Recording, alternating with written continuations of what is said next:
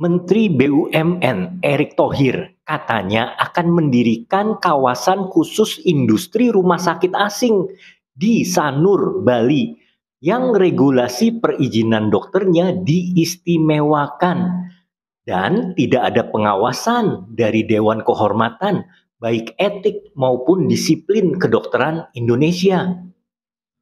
Memang hal ini sangat menguntungkan bagi pebisnis dan menjaga devisa negara. Tetapi, apakah akan menguntungkan bagi rakyat Indonesia? Saya akan bahas lebih mendalam. Jadi sebenarnya masyarakat Indonesia ini memang selalu silau dengan segala sesuatu yang berasal dari luar negeri. Rumah sakit dan dokter asing memberikan efek sugesti bahwa pengobatannya pasti lebih manjur dan lain-lain. Sebenarnya ini tidak benar. Rumah sakit dan dokter di Indonesia tidak kalah canggihnya dengan rumah sakit di luar negeri. Namun, jangan bandingkan pasien orang kaya yang berobat ke luar negeri dengan pasien miskin yang berobat ke rumah sakit umum daerah. Sudah jelas taraf gizi dan kecukupan ekonominya itu berbeda jauh. Kalau mau kita bandingkan, misalkan orang yang sama-sama kaya, yang satu berobat ke Singapura dan yang satu berobat ke rumah sakit swasta eksklusif di Jakarta, maka hasil pengobatannya tidak berbeda signifikan. Pasien kanker stadium lanjut gak bakal tertolong bila dia dibawa ke luar negeri sekalipun. Sedangkan pasien kanker tertentu yang bisa dideteksi lebih awal itu dapat ditangani dengan baik di rumah sakit di Indonesia. Jadi itu kenyataan yang terjadi. Berobat ke dokter asing hanya memberikan efek sugesti dan gengsi saja. Lalu sekarang dokter asing akan diboyong ke Bali untuk berpraktik dengan rumah sakit khusus bertaraf internasional.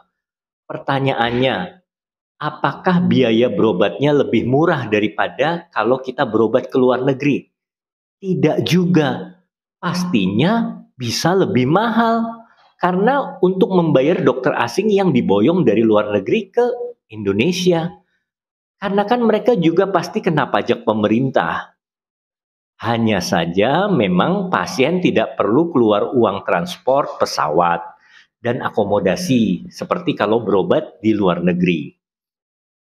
Nah, apakah dokter-dokter asing itu merupakan dokter-dokter terbaik? Tidak mungkin. Dokter terbaik akan stay dan praktek di negara asalnya. Yang datang ke Indonesia tentunya dokter yang tidak laku di negara asal. Jadi menurut saya ini adalah murni proyek kapitalis untuk mendatangkan keuntungan sepihak. Apakah rakyat diuntungkan? Apakah rakyat diuntungkan? Sama sekali tidak. Rumah asing yang mewah ini tidak ada manfaatnya bagi masyarakat Indonesia pada umumnya. Ini hanya keinginan pejabat dan sebagian orang kaya yang menguasai Indonesia.